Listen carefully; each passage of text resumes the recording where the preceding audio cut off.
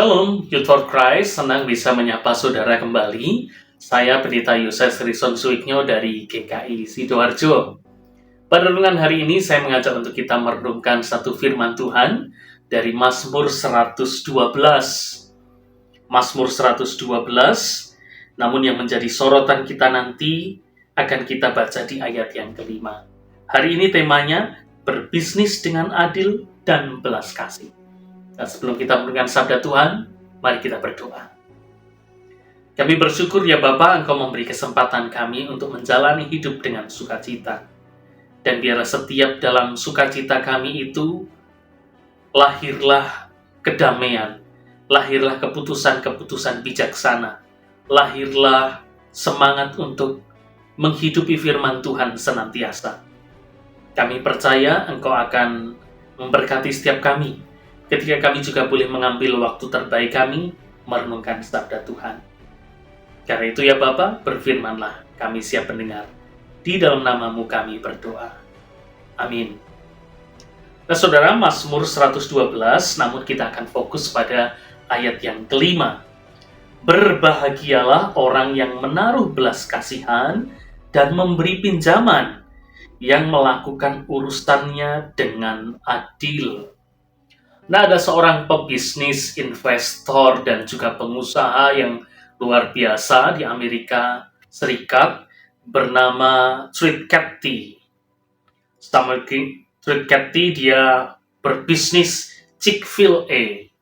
Ini adalah bisnis restoran siap saji yang dirintis dari sejak tahun 1946. Yang menarik adalah Cathy ini seringkali mengambil keputusan yang ekstrim, termasuk salah satunya adalah dia menutup semua gerainya setiap hari Minggu. Tentu dia ingin hidup menguduskan hari tertentu bagi Tuhan. Selain dia ingin hidup saleh, tapi dia juga ada sisi humanistiknya, yaitu dia ingin setiap karyawannya juga libur di hari Minggu. Tapi yang menarik, keputusan untuk menutup hari Minggu di semua restorannya itu justru mendapatkan respon positif dari masyarakat. Banyak orang justru malah melihat sesuatu yang baik apa yang dilakukan oleh si Treat Cathy ini. Dan menariknya, justru bisnisnya makin sukses, makin berkembang pesat, dan banyak orang terinspirasi. Banyak orang justru melihat ada sebuah integritas dari semua kemurahan hati itu.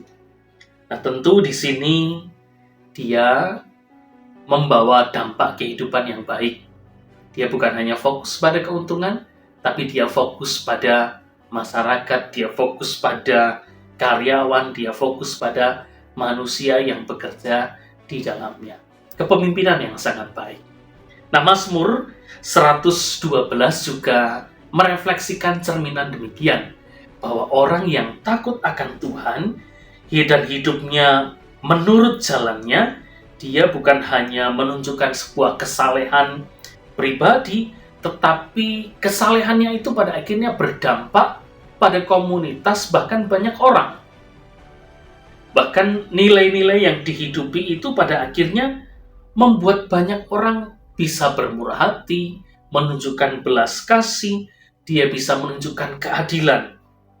Orang yang takut akan Tuhan membawa dampak positif bagi keluarga, komunitas, bahkan generasi-generasi berikutnya. Nah, tentu di sini hal positif itu harus disambut, bahwa ketakutan yang diletakkan hanya kepada Tuhan membawa nilai-nilai yang baik. Nah, sikap akan takut Tuhan itu adalah fondasi yang perlu kita hidupi, bahkan kita wariskan. Bahkan dalam perjalanan kehidupan kita, baik di tengah pekerjaan ataupun bisnis, lingkungan sosial, nilai takut akan Tuhan itu menjadi fondasi yang sangat kuat, yang paling dasar. Berlaku adil, murah hati, belas kasih kepada sesama adalah sikap yang terwujud dari takut akan Tuhan. Karena itu, saudara-saudara semuanya, baik dalam bisnis, usaha, pekerjaan, letakkan iman kita, hidup kita pada takut akan Tuhan. Niscaya Dia akan membukakan jalan, menuntun kita untuk melihat pekerjaan Tuhan yang lebih besar. Tuhan memberkati. Mari kita berdoa. Pada akhirnya ya Bapa, biarlah hidup takut akan Engkau menjadi dasar untuk kami berjalan, untuk melangkah. Kami hidup bukan hanya sekedar mencari keuntungan, bukan mencari kesenangan, kegembiraan, tapi hidup juga bermakna, menunjukkan kemurahan hati, belas kasih, bukan hanya kepada diri kami sendiri, tapi juga kepada sesama, mulai dari keluarga, komunitas, bahkan gereja, bahkan masyarakat. Di sanalah hidup kami dipakai oleh Tuhan. Terima kasih untuk kebenaran sabda-Mu.